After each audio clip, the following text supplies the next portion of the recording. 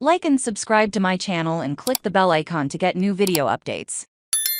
Opinion: why I am not worried about my students using Chatgpt makes many of my university peers tremble in their Birkenstocks.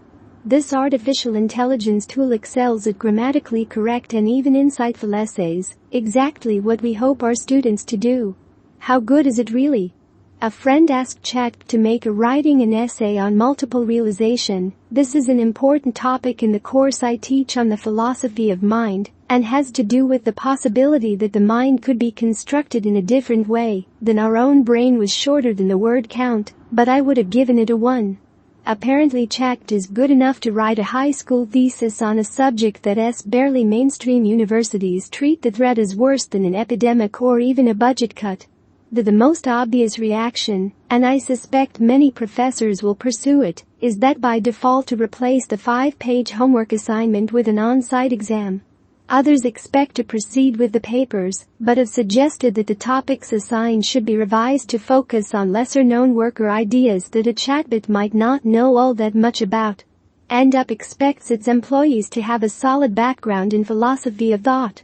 It is far more likely that employees will need to write a letter or an analysis or a white paper, and to do that, they need to know how to write effectively first. This is the skill I hope to cultivate most in my students, and I spend a lot of time reading their essays and providing them with comments that really lead to improvements in later assignments. In class exams, the chat-induced alternative to writing assignments are worthless when it comes to learning to write, since no professor expects to see polished prose in such a time-limited context of instruction in writing. My wife confirms that I am noticeably more moody than I was 30 years ago when I started teaching.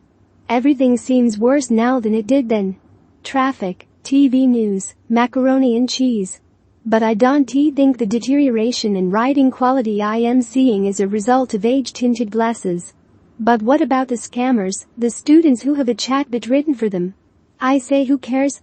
In my normal class of about 28 students, every few semesters I come across someone I suspect of plagiarism. Now suppose that the temptation to use chatbots for nefarious purposes increases the number of scammers by 20%. It doesn't make sense to me that I should deprive 22 students, who could benefit greatly from having to write term papers, just to keep the other 6 from cheating. My students and I can spend some class time critically evaluating an essay generated by a chatbot, uncovering its flaws and deconstructing its strengths.